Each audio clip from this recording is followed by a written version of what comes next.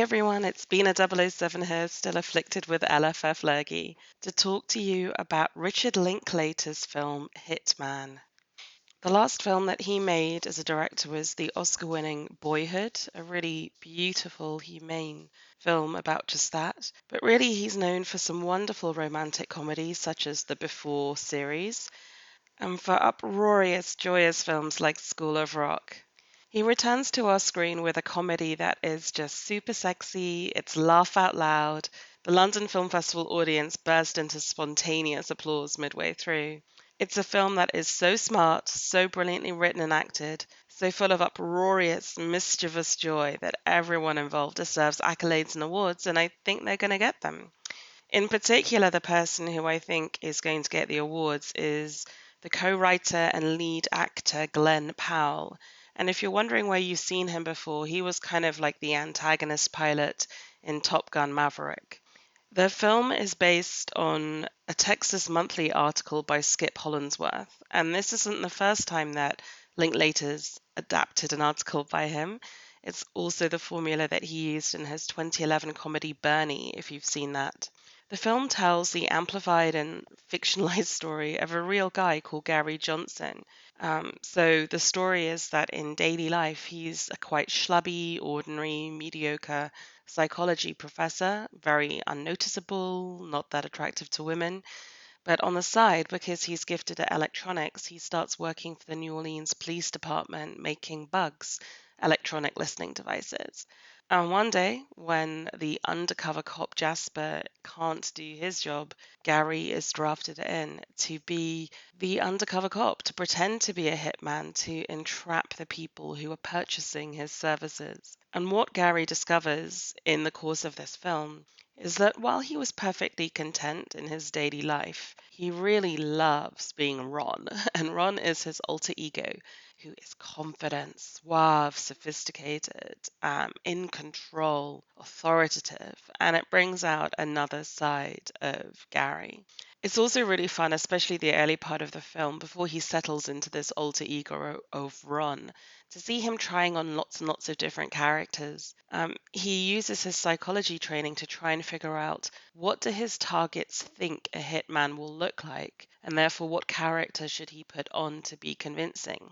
Should he be a Russian gangster? Should he be a MAGA Proud Boy? Should he be Patrick Bateman? Should he be a mop top scouser? Um, it's kind of really interesting seeing this person have this excuse in midlife to sort of try on alternative paths and alternative ways of being. The plot of the story takes off when Gary/Ron basically falls in love with one of the people he's trying to ensnare, this very pretty young woman called Madison, played by Adria Arjona, who is really phenomenal in this film. And actually, one of the joys of this film is seeing these actors who you're not that familiar with just put in these really fantastic, comedic, charismatic performances. And she and Glen Powell as Gary have such chemistry. I mean, it's a really fantastic dual performance. So they fall in love. She thinks he's Ron. She thinks he's a hitman who's told her not to go ahead with a hit, but just to leave her horrible husband. And the person who figures out that Gary/Ron has done this is the bent cop Jasper, played by Austin Emilio, who will be known to you if you're a fan of The Walking Dead, and he is absolutely hilarious in this. The physical comedy is so strong. So he's onto them, and from that, the plot ensues. The resulting film is absolutely hilarious. The plotting is so good. As you'll probably know, I'm doing an Agatha Christie reread at the moment, and I'm really sensitive to how plot works. And to see Gary/Ron use all of his previously underestimated psychology philosophy professor chops to sort of weed his way through and out of this ridiculous situation that he's put him in. It's absolutely superb. And the scene that got the standing ovation between he and Adria Arjano is just something that is so well written, so tight, and so well acted. It shows you how underestimated comedy is, and that when comedy is done well, the best comedy really is something quite phenomenal to behold. But there is something more profound going on underneath this film, as funny and as sexy as it is, which is, the question of whether you can use experience and life experience to truly change. And how stable is the self? And why shouldn't we all have the chance to change? I think, Glen Powell, Adria Arjona, Austin Amelia all deserve kudos. It's an incredibly strong cast. You can tell they're having a blast. You can tell that Powell wrote the role for himself. It brings out the best of him.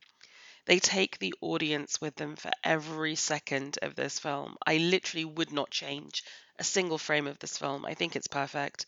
Netflix apparently has acquired the rights to this film, but I think it's going to be on Sky Cinema in the UK. If you can, and if they let you, if the distributors let you and give this a cinematic release, please try and see it at the cinema because it's just so funny. It really deserves watching with an audience reaction. I think it's the perfect Friday night, date night film, and you'll get so much more out of it if you watch it that way. At any rate, Hitman has a running time of 113 minutes. It passes by in a flash. It played the Venice Film Festival, Toronto, and London, while audiences loved it. And look out for release dates this autumn. Thank you for listening.